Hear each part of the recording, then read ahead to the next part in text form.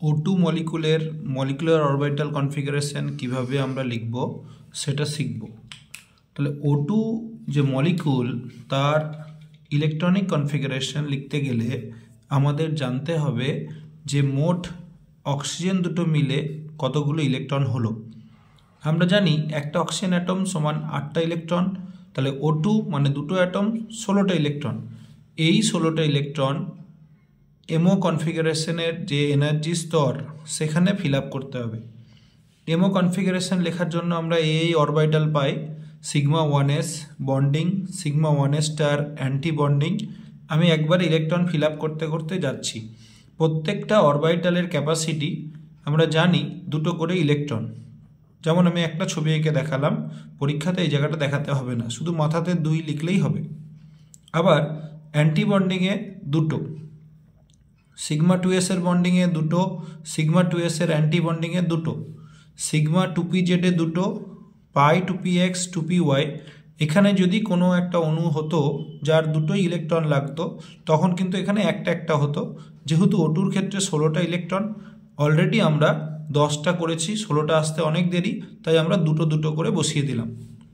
এরপরে আমাদের মোট ইলেকট্রন ফিল আপ হলো 2, 4, 6, 8, 10, 12, 14, আর দুটো ইলেকট্রন বাকি আছে। এবার আমার এই ইকুয়াল চিহ্নটা কাজে লেগে যাবে। এই ইকুয়াল চিহ্নটা মানে এই যে অরবিটাল তারা ডিজেনারেট, অর্থাৎ এখানে দুটো বক্স আছে এবং এখানে আমার দুটো ইলেকট্রন ফিল আপ করতে হবে। আমরা হুন সূত্রে শিখেছি যে এরকমভাবে একটা একটা করে আগে ফিল আপ করতে হবে, তারপরে পেয়ার আপ করতে হবে, অর্থাৎ এদের কনফিগারেশনটা এখানে হবে 1, 1। এই অরবিটালটা লাগবে না, 0 লেখার দরকারই নেই, আমরা এখানেই শেষ করে দেবো, এটাকে আর লিখবো না। আমি জাস্ট টোটাল কনফিগারেশনটা বোঝানোর জন্য লিখেছিলাম। তাহলে O2-র এমও কনফিগারেশন কি হলো, ঝট করে যদি লিখি সিগমা 1s 2, সিগমা 1s এর স্টারে 2, সিগমা 2s 2, সিগমা 2s এর স্টারে 2, সিগমা 2pz এ 2, পাই 2px সেখানে 2, পাই 2py সেখানে 2, আর পাই স্টার 2px একটা, পাই স্টার 2py একটা, স্টার মানে অ্যান্টি বন্ডিং। আমি অ্যান্টি বন্ডিংগুলো বোঝার জন্য সার্কেল করে দিলাম, কেন এরপরে যে জায়গাটা পড়বো সেটা হচ্ছে বন্ড অর্ডার, যেখান থেকে আমরা বন্ড এনার্জি জানতে পারবো, যেখান থেকে আমরা বন্ড লেন্থ জানতে পারবো। বন্ড অর্ডার কী করে বের করব, number of bonding electron minus number of anti bonding electron. Bonding electron কোনগুলো, এই যে আমরা স্টার দিইনি এইগুলো হচ্ছে বন্ডিং ইলেকট্রন। আমি যেটা দেখো হাইলাইটার দিচ্ছি, এই ইলেকট্রনগুলো হচ্ছে বন্ডিং ইলেকট্রন। তাহলে BO equal to half minus anti bonding electron দুটো, 4টে, 6টা, তাহলে 10 minus 6/2 equal to 4/2 equal to 2। তাহলে মোট আমরা যে বিও পেলাম সেই বিওটা হলো দুটো, অর্থাৎ বন্ড অর্ডার দুটো। আমরা জানি অক্সিজেন মলিকুলের গঠন এরকম এবং এর মাঝখানে দুটো বন্ড থাকে। এবার কম্পিটিটিভ এক্সামে কোয়েশ্চেন আসে যে O2 প্লাস, O2 মাইনাস, এদেরকে বন্ড অর্ডার অনুযায়ী সাজাও। তখন আমাকে খেয়াল রাখতে হবে যে O2 হচ্ছে অ্যান্টি বন্ডিংয়ে একটা একটা করে আছে, পায়ের অ্যান্টি বন্ডিংয়ে একটা একটা করে আছে।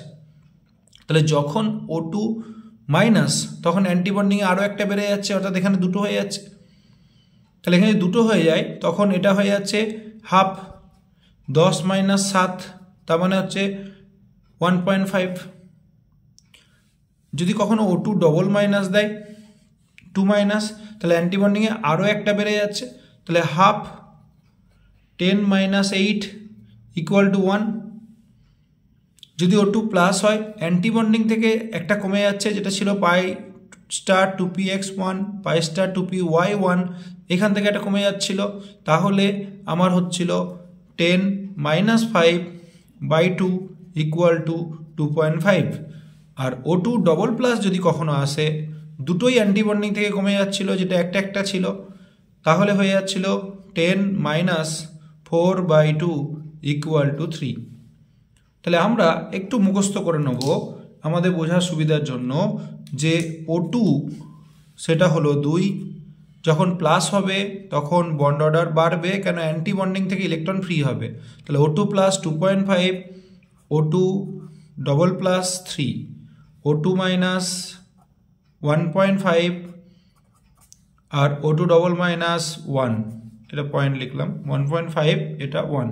তাহলে এই অর্ডারটা যদি আমরা পেয়ে যাই বন্ড অর্ডারের, তাহলে জয়েন্টে যখন কোশ্চেন আসবে যে এদেরকে বন্ড লেন্থ অনুসারে সাজাও, তখন মনে রাখবে higher the BO lower the bond length, lower the BO higher the bond length, অর্থাৎ বন্ড অর্ডারের সাথে বিওর সাথে বন্ড লেন্থ ইনভার্সলি প্রপোর্শনাল, বিওর সাথে bond length inversely proportional, but বিওর সাথে বন্ড এনার্জি ডাইরেক্টলি প্রপোর্শনাল। কখনো যদি বন্ড এনার্জি অনুযায়ী অ্যারেঞ্জ করতে বলে তখন কিন্তু সবচেয়ে বেশি bond energy O2 plus plus, তারপরে O2, তারপরে O2 প্লাস, তারপর O2, তারপর O2 মাইনাস, তারপর O2 ডবল মাইনাস।